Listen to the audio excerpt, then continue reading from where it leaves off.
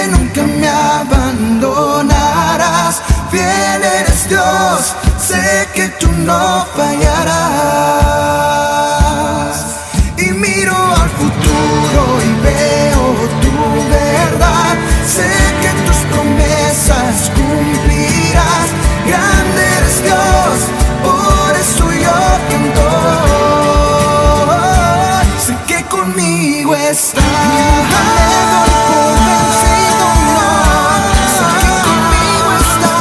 Sé que conmigo estás. Nunca me doy por vencido, no. Sé que conmigo estás. Sé que conmigo estás.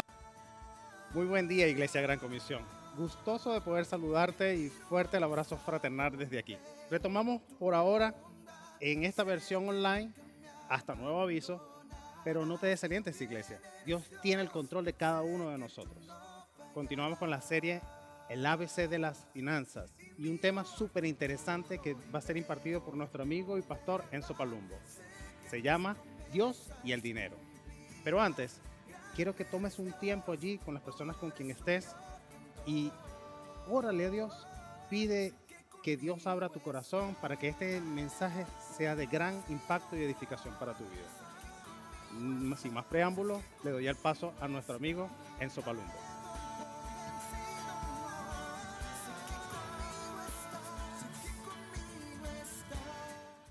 Muy buenos días, una vez más pues con ustedes. En esta ocasión vamos a volver a la modalidad online, sin embargo pues entendemos que es una circunstancia pasajera y vamos a continuar pues con nuestra serie El ABC de las finanzas. Hoy vamos a tocar un punto, un tema muy interesante que siempre es bastante ambiguo, muy controversial y discutido, y es Dios y el dinero. ¿Qué podemos aprender hoy sobre Dios y el dinero? Es nuestro tema. Dice algunos comentarios sobre que Dios, siendo fiel, ético, moral, justo, puro, Él nos enseña sobre las deudas, sobre los préstamos, sobre las garantías, específicamente hoy sobre el dinero. Y entonces podemos adentrarnos un poco más en lo que dice la palabra. En Mateo 6, capítulo 6, versículo 24, dice que ninguno puede servir a dos señores. Qué interesante eso cuando entendemos que nadie puede trabajar para dos empresas simultáneamente, porque o se parcializa hacia uno o se parcializa hacia otro. Entonces dice así, porque o aborrecerá al uno y amará al otro, o se llegará al uno y menospreciará al otro. No podéis servir a Dios y a Mamón. Fíjense, en esa versión de Reina Valera habla de Mamón. ¿Quién es Mamón o qué es Mamón? Es el amor, la avaricia al dinero. Básicamente en eso se centra ese versículo. Podemos verlo en una versión un poco más amigable, algo más actual. Dice en Nueva Traducción Viviente, dice así: nadie puede servir a dos amos, pues odiará al uno y amará al otro. Será leal a uno y despreciará al otro. No puede servir a Dios y estar esclavizado al dinero. Normalmente el punto que Dios nos quiere enfocar siempre en su palabra es que nosotros no estemos adulterando, que nosotros no estemos siendo infieles con Él. Él quiere toda la gloria, toda la atención para Él, y de esa manera nosotros vamos a gozar de todos los beneficios cuando estamos enfocados única y exclusivamente en Él. Como dice, debemos amarlo con toda nuestra mente, con todo nuestro corazón. Debemos entregarnos completamente con nuestra alma, y eso es lo que nos enfoca en poder comprender estos dos versículos. Vamos a continuar. Hay algo interesante que tiene que ver precisamente con la voluntad de Dios y el propósito de Dios, el trabajo de Dios en nuestras vidas, y en Isaías, que prácticamente habla de una manera bien enfocada sobre una forma futura de mencionar lo que era el Evangelio. Y si vemos en Isaías 55, los versículos 1 y 2, solamente los versículos 1 y 2, sin embargo, pueden seguir leyendo y se darán cuenta todo el contenido espiritual que tiene acá el dinero. De hecho, al punto que Dios lo menciona acá y menciona la palabra dinero, pero en este contexto tiene algo que ver con lo que es la salvación. Lo más importante, Dios está dedicado a socorrer, Dios está dedicado a buscar almas. Dios en su intención, en su amor por el mundo, vino precisamente a morir por nosotros. Nosotros somos su interés especial. Fíjense lo que dice en el versículo 1, dice, todos los sedientos, venid a las aguas. ¿Qué pasa cuando una persona tiene sed, tiene que ir a las aguas? En ese contexto, en el Antiguo Testamento, cuando se mencionaba aguas de esa forma, en plural, hablaba de no solamente cantidades de agua, sino una buena calidad de agua. Esos ríos de agua viva, básicamente ahí se estaban empezando a anunciar y dice, todos los sedientos venid a las aguas. Y los que no tienen dinero, fíjense cómo aquí habla específicamente del dinero, los que no tienen dinero, venid, comprad y comed. Venid, comprad sin dinero y sin precio, vino y leche. Cosas interesantes vamos a conseguir aquí, 3 tipos de bebida. El agua viva de parte de Dios, el vino que tiene que ver con la alegría, según en Proverbios ustedes pueden leer, que el vino hablaba de esa alegría del corazón, y la leche, los nutrientes que tiene la leche, los nutrientes para crecer. Dice en el libro de Pedro, habla, desead como niños recién nacidos la leche espiritual no adulterada, porque eso es lo que nos va a permitir a nosotros crecer, y ese es el crecimiento con fortaleza que Dios quiere que nosotros tengamos. Pero primeramente debemos entender que tenemos una sed de Él, que debemos ir a los ríos de agua viva, confiar en su perdón, confiar en su benevolencia, confiar en el sacrificio que Él hizo por cada uno de nosotros. Pero lo interesante es que eso no tiene un precio, no tiene un valor para nosotros. Para Él, por supuesto que sí, un precio de sangre. Y en el versículo 2, fíjense cómo dice, lo dice en forma de interrogación, una pregunta.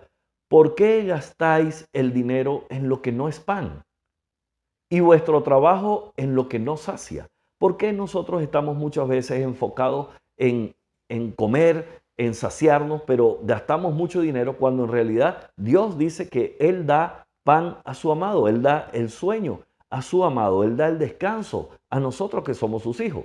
Y si seguimos leyendo dice, oídme, oídme atentamente, comed del bien, se deleitará vuestra alma con grosura.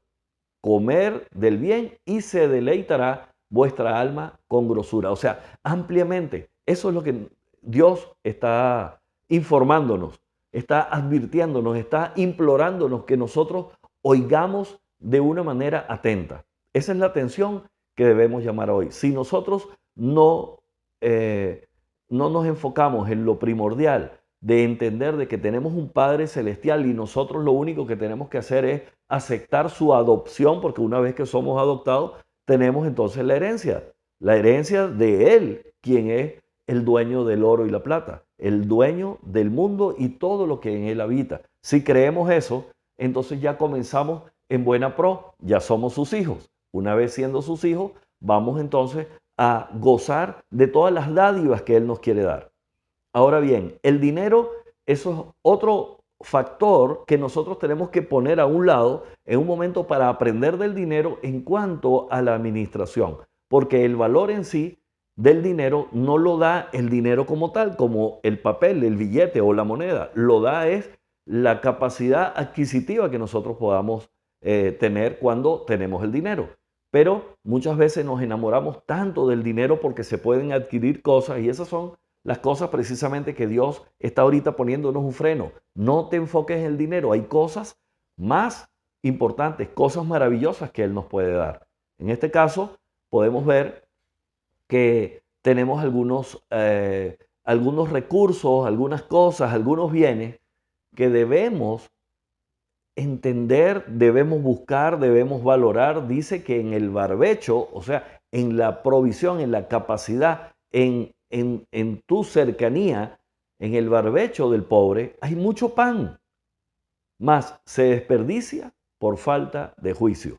Dios nos ha puesto tantas cosas alrededor para que nosotros podamos entender y ser sabios, entender qué es lo que Dios quiere, porque dice que en el barbecho de los pobres hay mucho pan, pero se pierde por falta de juicio. El juicio es aquella capacidad que nosotros tenemos para poder evaluar algunas cosas que le podemos sacar provecho. Probablemente usted vive en una casa, si su casa es propia, a lo mejor podría hacer un pozo de agua y tener agua gratis de por vida o hasta vender. Podría ser. Hay muchas cosas que usted sabe cuáles son las cosas que posee, pero si estamos en una condición de pobreza, dice que probablemente tengamos mucho pan, pero lo podemos desperdiciar por falta de juicio. ¿Tenemos falta de inteligencia? Pidámosle a Dios, el cual da inteligencia abundantemente y sin reproche, para nosotros entonces poder empezar a tener un equilibrio económico.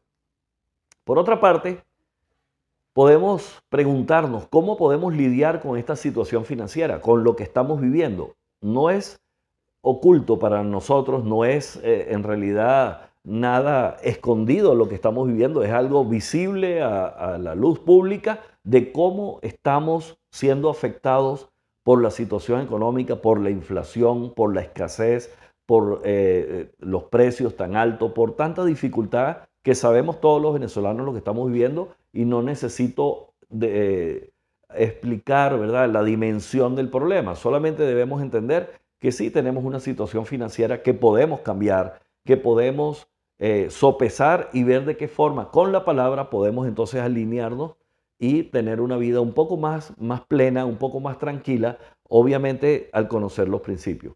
Nosotros podemos tener alguna consecuencia económica por, por situaciones de malos hábitos o simplemente algo que ha producido una consecuencia de desastre, una consecuencia de pérdidas. Entonces, el primer punto podemos verlo como una situación que estemos viviendo, una situación financiera consecuencial.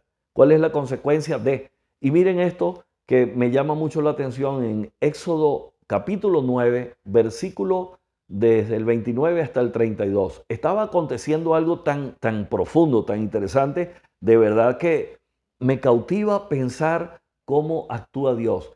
En aquel entonces, cuando Moisés estaba enfocado en ir a hablar con Faraón, resulta que pues el Faraón endurecido en su corazón, pero Moisés todavía procurando ver si podía convencer al Faraón para que no siguiera sufriendo las consecuencias del pueblo de Israel y por supuesto en alguna medida también el mismo pueblo de Egipto también iba a ser liberado al tener una dirección de en ese momento quien estaba gobernando, que era el faraón. Dios le dice a Moisés todo lo que tenía que hacer.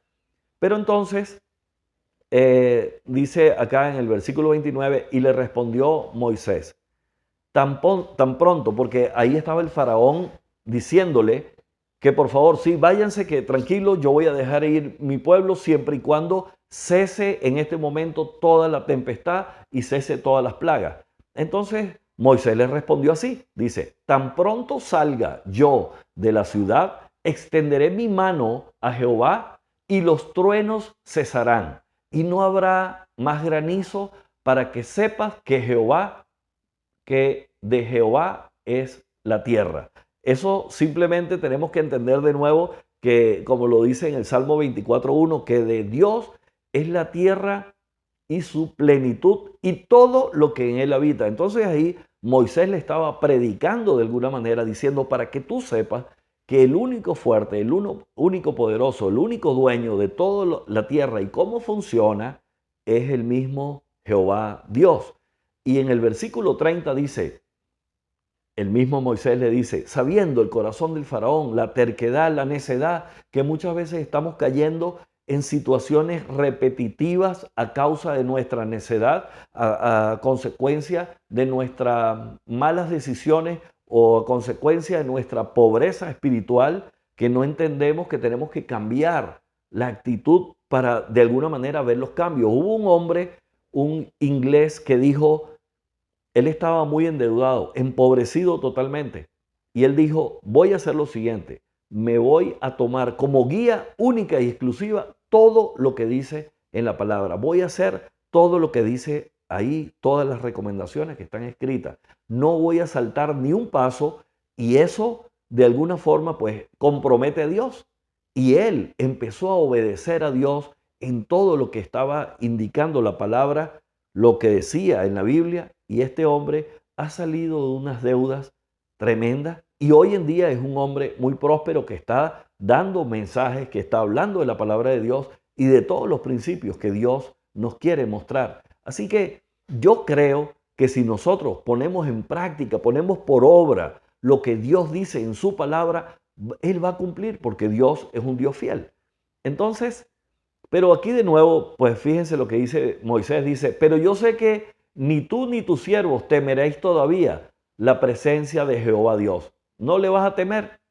Sabía Moisés que eso iba a continuar. Y dice, el lino pues y la cebada fueron destrozados a causa del granizo, porque la cebada estaba ya espigada y el lino en la caña.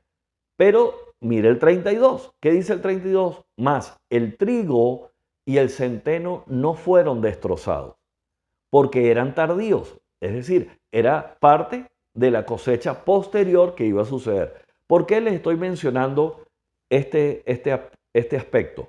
Porque la cebada y el lino fueron destrozados, pero el trigo y el centeno no fueron destrozados porque eran tardíos.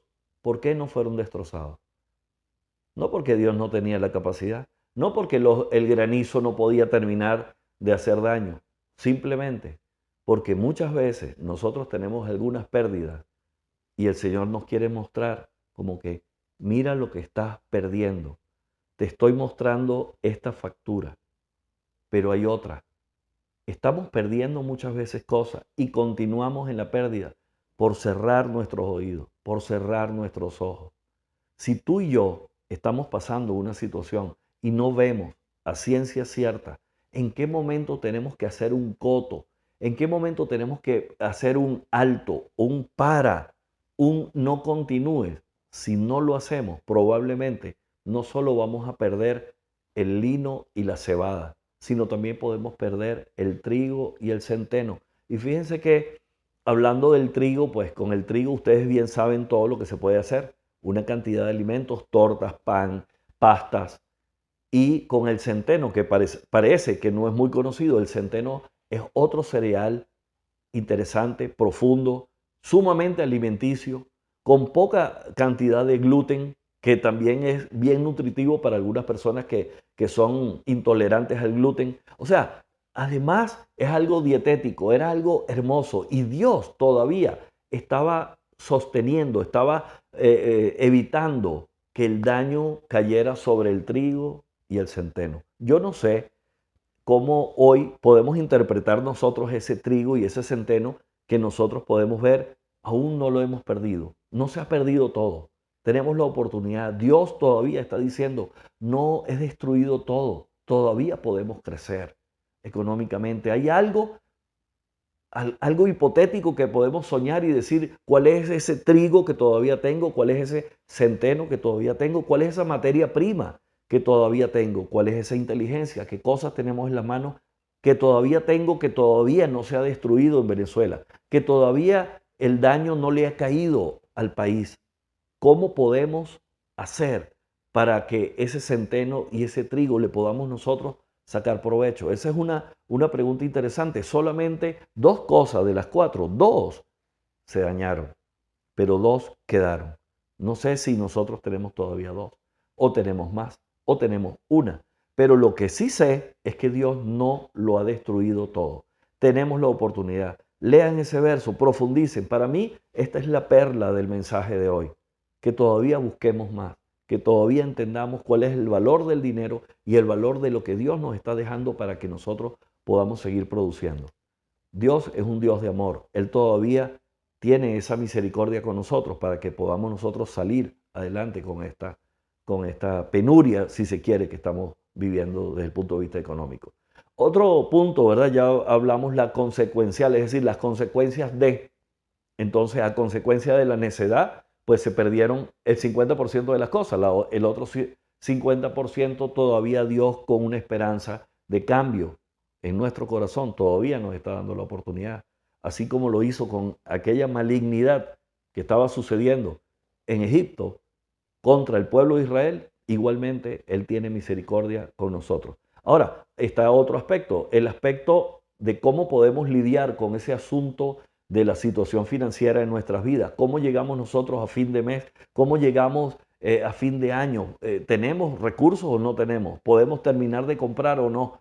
Hoy puedo decir yo no tengo recursos, pero tengo que tener una condición, un contentamiento en mi corazón independientemente de los recursos que tenga o no tenga. En algún momento pensé que para hablar con propiedad sobre la finanza yo tenía que tener una situación financiera abollante, pero en realidad no necesariamente. Nosotros podemos tener una situación financiera sana aunque no tengamos una cantidad exorbitante de dinero, porque la sanidad no tiene que ver con la cantidad.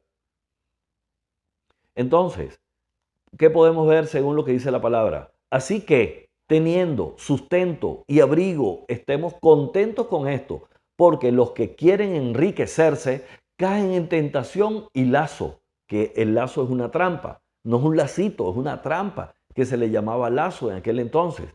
Y muchas codicias necias y dañosas que hunden a los hombres en destrucción y perdición. Porque la raíz, es la raíz de todos los males, es el amor al dinero. No es el dinero, siempre lo decimos, es el amor al dinero, el cual codiciando algunos se extraviaron de la fe. El peligro es extraviarse de la fe y fueron traspasados de muchos dolores. Ahora bien, ya vemos el punto de vista espiritual. Ahora, el tercer punto, pensamientos diligentes. Aquí no estamos hablando de pensamientos positivos para que te vaya bien. No, estamos hablando de pensamientos diligentes. Dice que el pensamiento del diligente tiende a la abundancia, como lo dice aquí en el Proverbio 21:5. Los pensamientos del diligente ciertamente tienden a la abundancia, mas todo el que se apresura alocadamente de cierto va a la pobreza. Hay personas que andan haciendo negocios, entremetiéndose en todo y se apresuran alocadamente y van ciertamente a la pobreza. Y eso es lo que queremos evitar, que a consecuencia de lo que hacemos o a consecuencia de lo que pensamos, nosotros podamos caer en una situación económica eh, eh, triste, adversa, negativo, en rojo, como le querramos llamar, pero sí es necesario que veamos eso. Adicionalmente, quiero decirles que hay una estadística, esta estadística no fue hecha aquí en Venezuela, pero es interesante de todas maneras. Dice que el 40% de los encuestados gastan más de lo que ganan. ¿Por qué a veces gastamos más de lo que ganamos? Simplemente porque creemos merecedores, nos creemos merecedores o pensamos que aquello nos va a hacer más feliz. ¿Por qué gastamos más de lo que ganamos?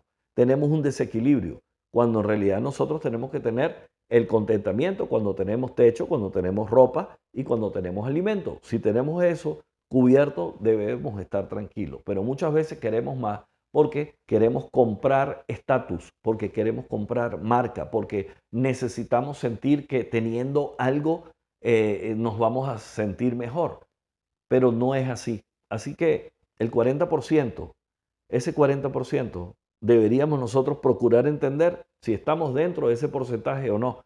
Tú dirás, nosotros los venezolanos no estamos dentro de ese porcentaje porque no gastamos más de lo que ganamos, porque apenas con lo que ganamos podemos vivir. Pero ¿saben una cosa? Dios es fiel.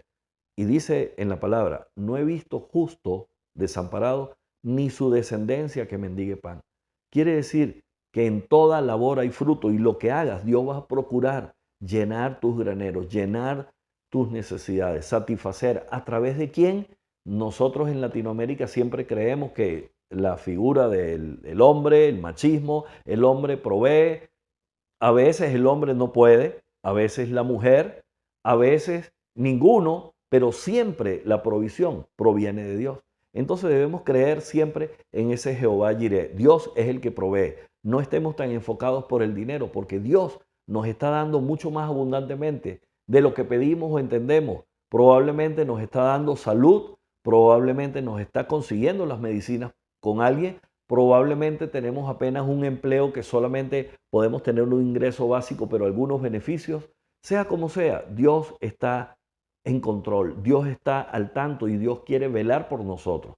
Y para eso también está precisamente la hermandad, la iglesia. Dice en el libro de Hechos 2, dice que todas las cosas las tenía en común. Cuando dice todas las cosas las tenía en común, puedo entender que incluso las necesidades las tenía en común. Cuando tú eres una persona que amas a otra, la necesidad de esa otra también forma parte de tu necesidad y tú en alguna medida debes procurar nivelar a esa persona con esa dificultad. Así que acá vamos a ver algunas áreas de indicadores, ¿verdad? Algunos indicadores de carácter. Ahí hay una pequeña encuesta. Dice, ¿tú cambias tu estado de ánimo cuando tienes dinero? ¿Sí o no? Solamente con honestidad, usted lo responde en su mente. ¿Te vuelves algo arrogante cuando tienes? Aunque pensemos que no, probablemente podemos caer en eso. Solamente es cuestión de tiempo y muchas veces las personas se pueden volver arrogantes. ¿Te sientes que sin dinero el mundo se te derrumba? ¿Sí o no? ¿Te acomplejas? ¿Te sientes como que, oye, es que yo soy pobre? ¿Te acomplejas? ¿Sí o no? Eso es un catalizador, es una tabla de medición para saber dónde estamos. Así que hoy podemos concluir con que Dios nos ama profundamente, Dios está interesado en tus finanzas, pero no está interesado en el dinero como tal. Está interesado que tú tengas una sanidad financiera, que tengas una relación íntima con Él y que puedas entender y poner en su justo valor dónde está Dios y dónde está el dinero. Así que muchísimas gracias y que Dios lo bendiga. Bueno, eso es todo lo que tenemos para hoy, pero no sin antes de despedirnos, suscríbete a nuestro canal, síguenos en nuestras redes sociales y sigamos en contacto aquí por este medio. Chao, iglesia.